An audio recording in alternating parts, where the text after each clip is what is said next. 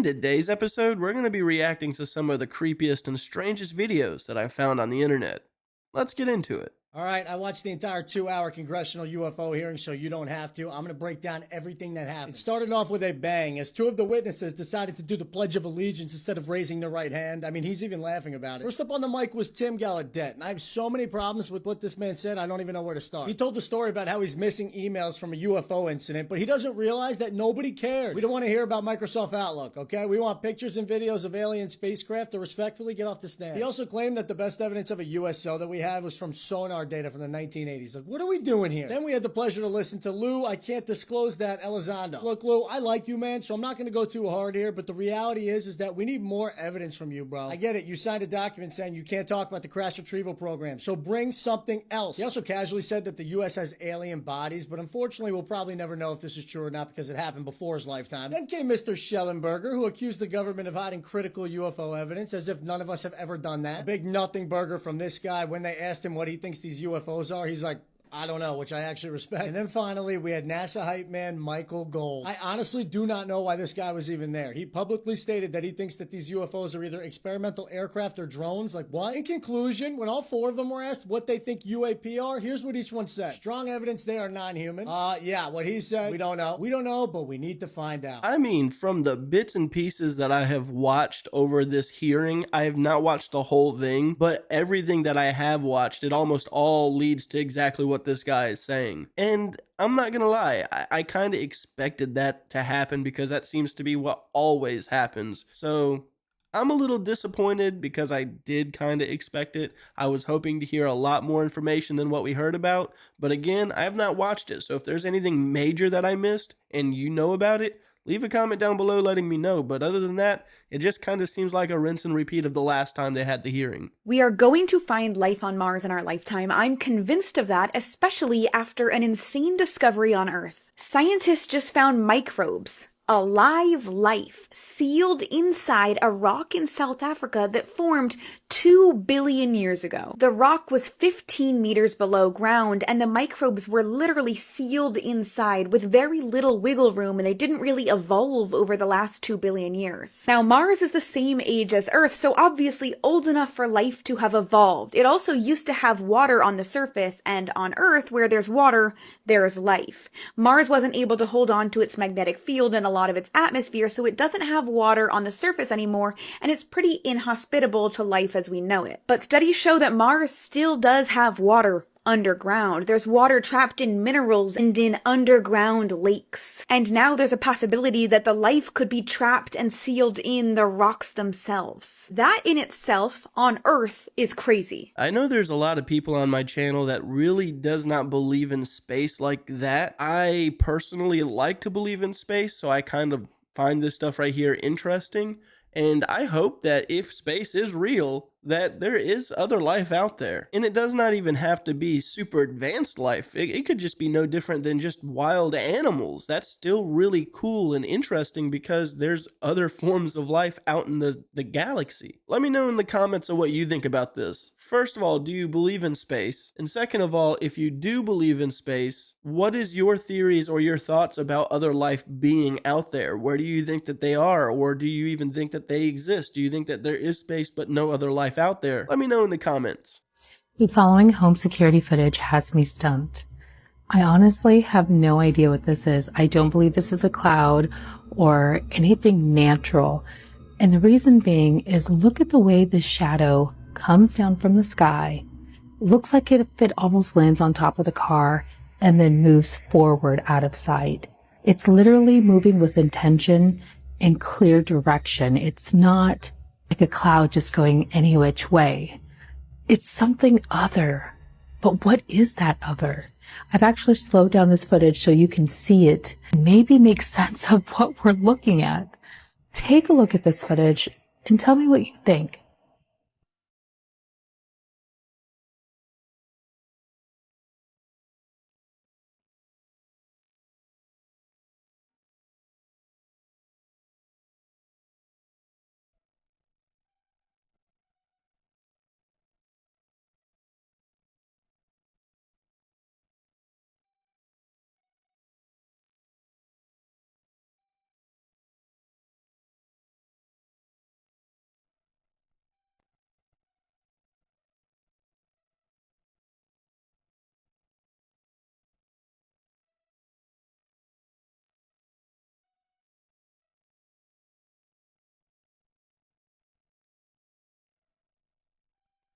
I really have no clue what that could be. I wanted to say at first that it could have been like maybe a bug that was just on the camera recording the outside area and it was just really blurry and it was just getting further down the camera.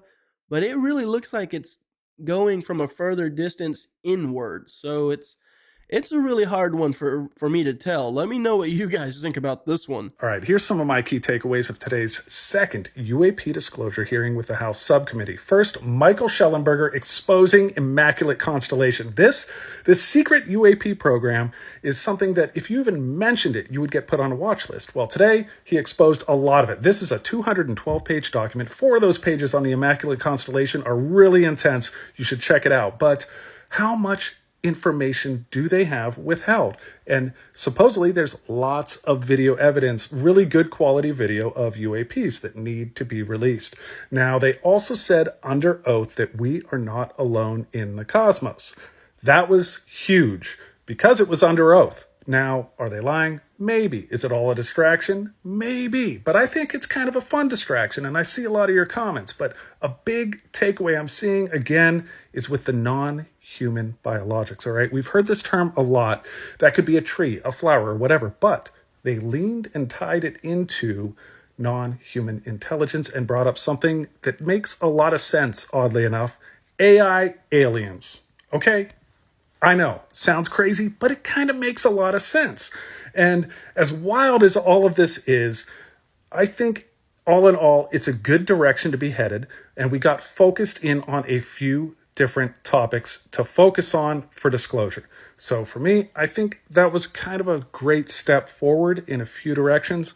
But I also think that it kind of throws my mind for a loop with the distractions and stuff. Because what, AI aliens? And they're like, yeah, imagine thousands of Gs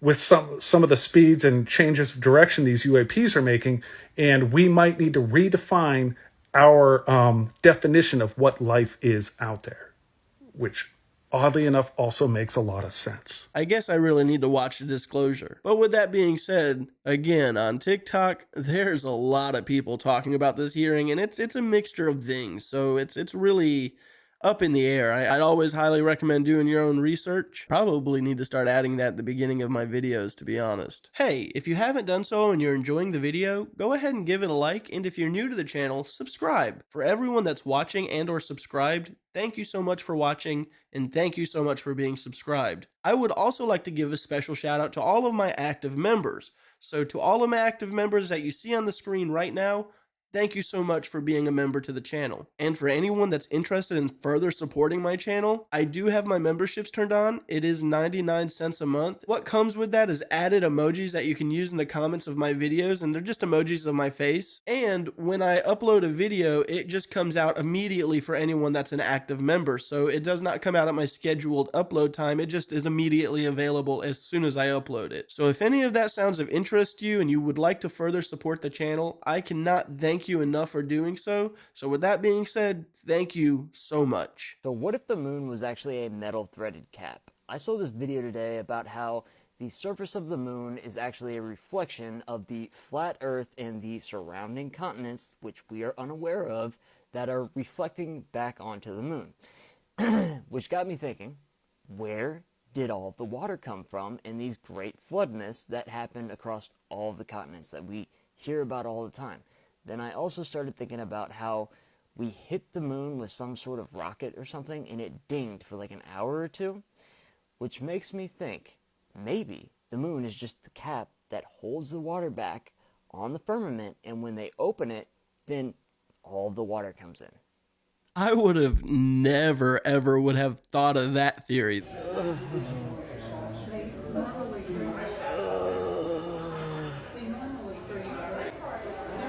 Ooh, no.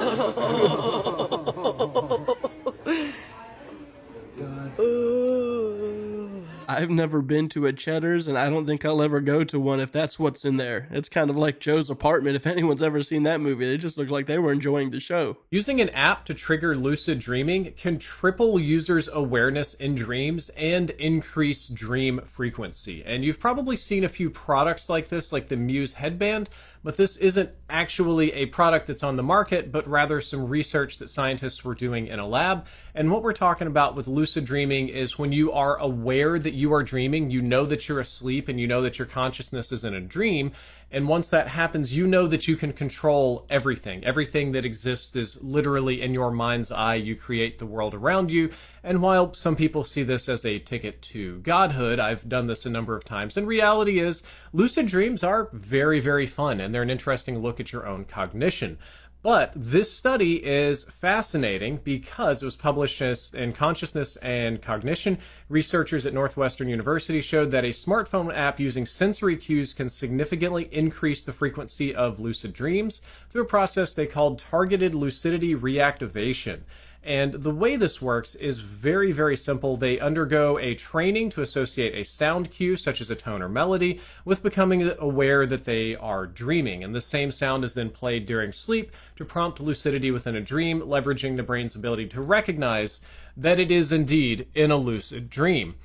We did 2 different tests of this, a small group and then a much larger group. Not all the people finished it. Group 1 was very simple. They did a 20-minute training exercise and then would go to bed each night and let the app sound cues play at the appropriate time to prompt them to enter a lucid mindset. It was typically about a 6-hour delay.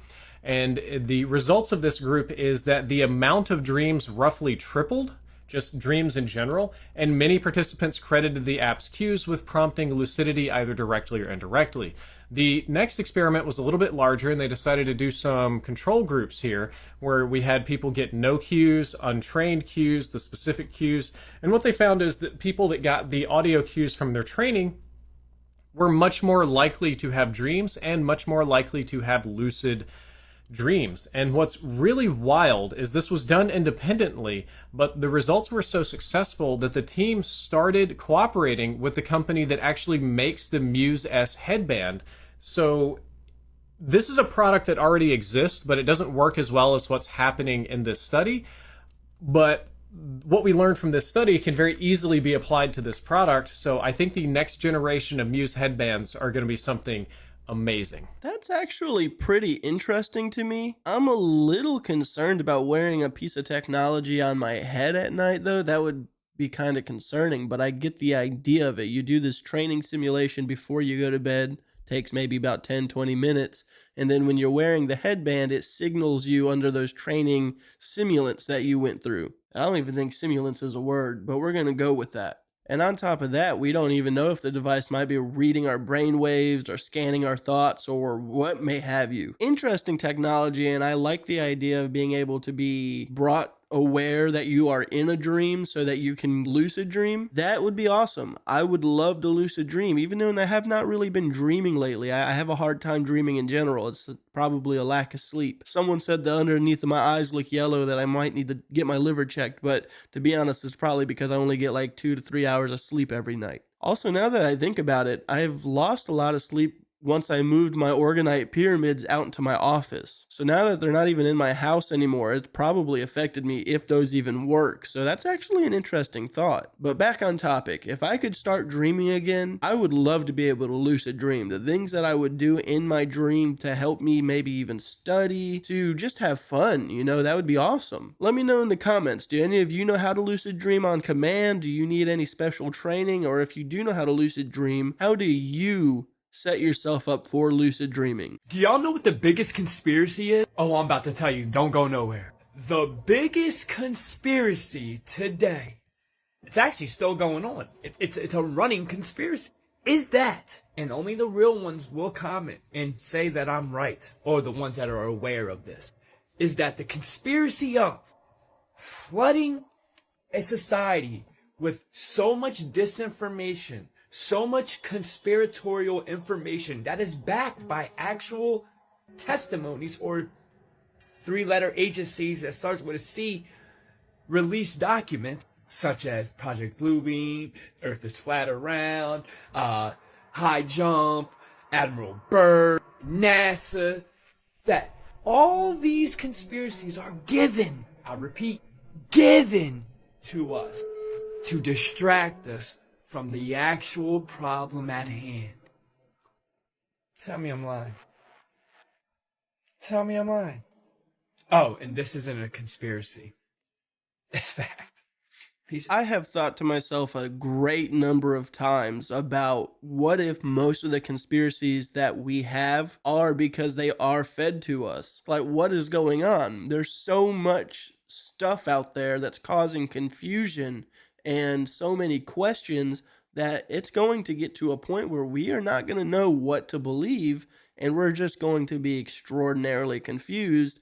And ultimately, that's probably whatever this higher power or whatever higher organization wants. They want to keep us confused for when the actual happening happens, whatever it may be. It's going to yank the rug right from underneath our feet. It would not surprise me if that's the ultimate goal, to keep our minds on so many other things that we don't even know at all what's really going down. Not even a clue. If you live in the UK, you need to see this video right now. Whatever you do, do not watch the Mike Tyson Jake Paul fight this weekend.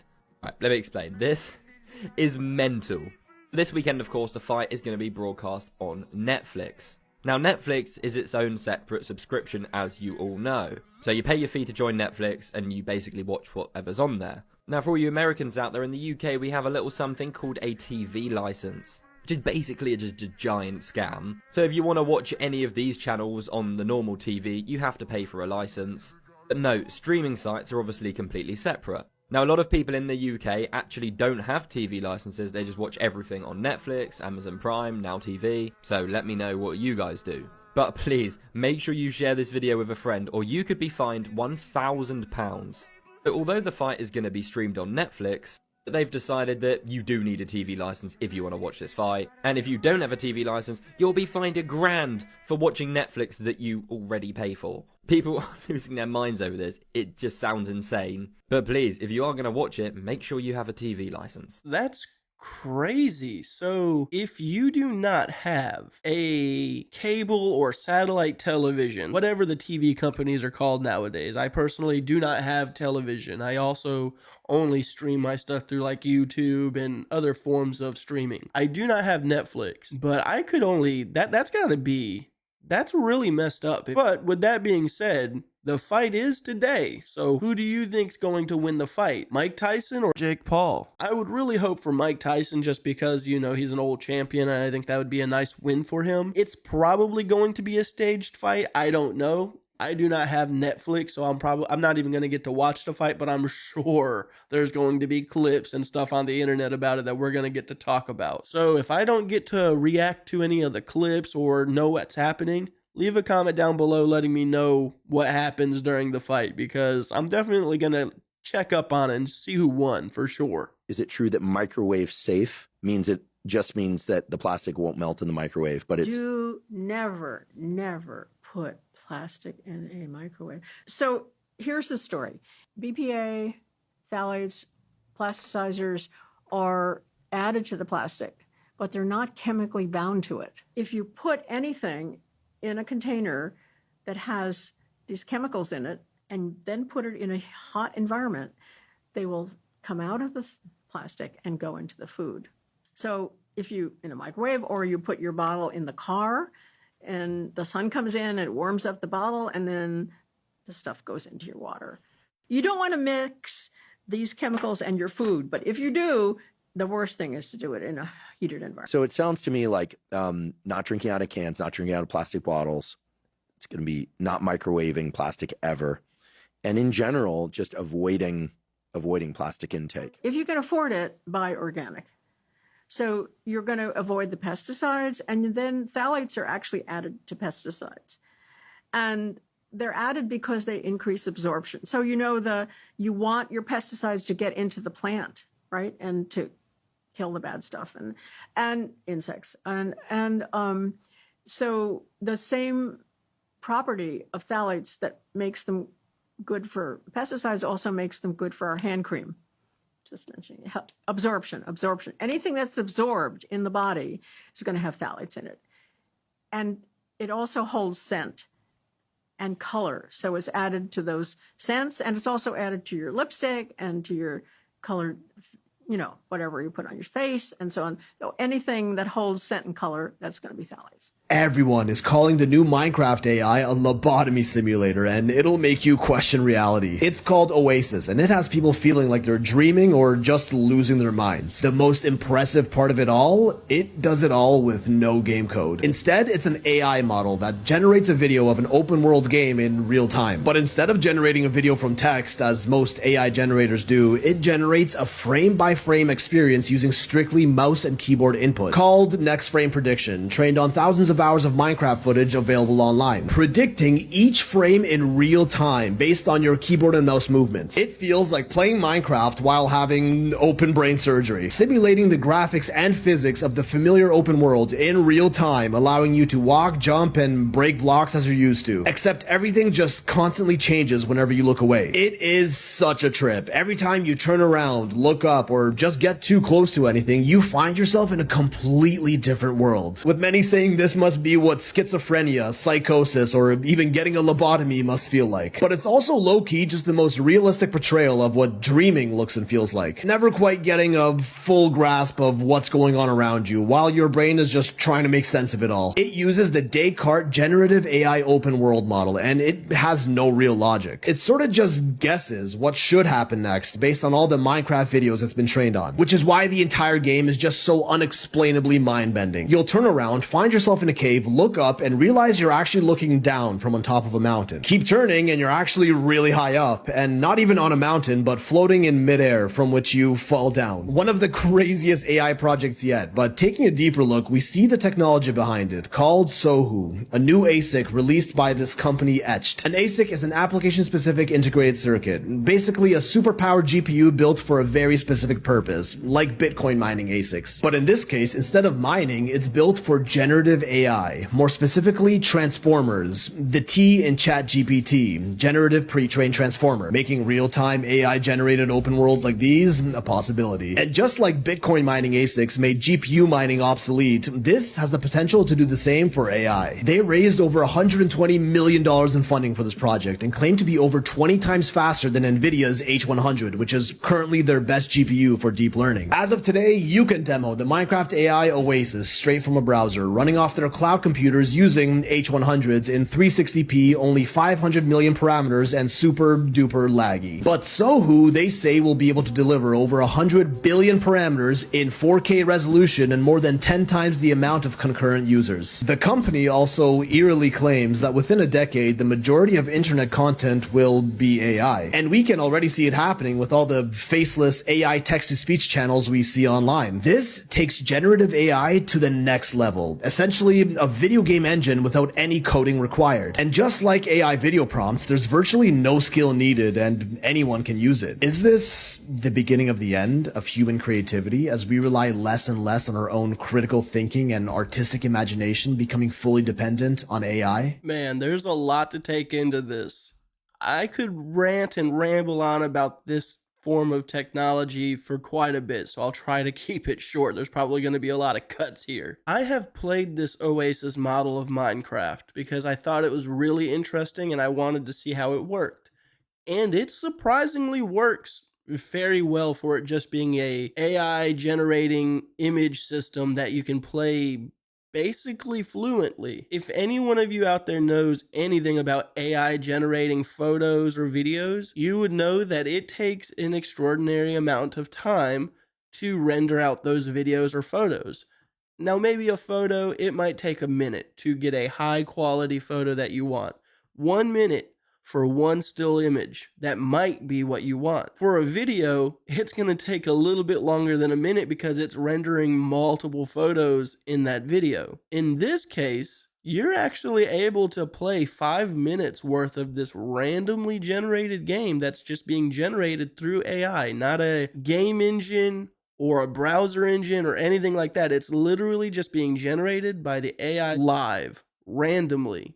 Different every single time from the last person that played or from the last time you played it. To me, That's actually kind of impressive. It is scary. Even though this system is still not perfect and it works very wonky, it's still something that works, but it's learning. It's no longer going to need that information anymore. It's going to be able to just give you what you want, and not just for Minecraft, probably for any game out there. And what makes that scary, people that develop games might lose their jobs because of this. Because what's going to stop someone that may pay $10 a month to type in a prompt to say, hey, I want a game that acts like Call of Duty, or I want a game that works like Fortnite or Minecraft, and it just gives it to you instantly. No downloading, no installing, and you might get a different experience every single time you play it. That is something to be very intimidated by as a video game developer or anyone in that field. But it could also be utilized as a tool as well, depending on how companies want to run it. Being that big industries, big organizations are kind of money hungry and they're very greedy, I could see them using this technology for the worst and getting rid of their employees. And that's not good. But if they use technology like this to make their employees' life better and their workforce more efficient, I could see a big win out of this. But overall, I really enjoy AI created content. It is interesting, and it's not as simple as just prompting and getting what you want. Yes, you can do that on certain things, but it's not going to be perfect. It's getting to the point where it is becoming perfect, but you also need to know how to prompt to get exactly what you want. I have a lot of mixed feelings about this. I like AI technology, but I'm also a little intimidated by it because I think that this could take a lot of people out. This could really take a lot of jobs. Let me know what you guys think about AI. Do you like AI technology? Do you like AI video game technology? Let me know your thoughts in general about AI. How do you feel about it? I can't wait to read the comments about that one. And again, sorry for the long ramble. This one was a long one for me. In Seattle, there is an entire wall that tourists from all over the world visit just to put their chewed up piece of gum on it. The trend of sticking your used gum to the wall has been going on for 30 years and has become a major tourist attraction for the city. However, citizens who live in the area and people who are visiting are now going to the wall and noticing that all the gum has been removed. People are absolutely shocked, as this is the first time that they have ever seen the wall cleaned in decades, and the city made absolutely no announcement that they were going to be removing the gum wall beforehand. No. Apparently, it was just becoming so unsafe and unsanitary that the city could not keep up with it at all. I mean, just imagine 30 years of gum piling onto each other. It sounds like an outbreak is about to happen at any minute. Literally, all of the recent Google reviews of the wall are negative, saying that it's just disgusting to be there, and you're constantly stepping in gum that's fallen onto the floor and ruining your shoes. Not to mention, there is a really disgusting trend happening where people would go and lick the gum off the wall to go viral on TikTok. The gum wall is— You can't just be quirky and just stick your gum on the wall and be happy with that, even though that's already bad enough. You have to just go in there and just lick it and eat it off of the wall. Come on, people. Like, really? Do we need to go that far? Also, if they removed all of that gum, I wonder where they put it, because I know that that stuff is not easy to dispose of. But that's just nasty. People really need to do better. That might have been enough internet for today on that one. Alright guys, I'm gonna go ahead and end this video here. As always, if you enjoyed any of the clips that we watched, links are in the description down below. And with that being said, have a good day.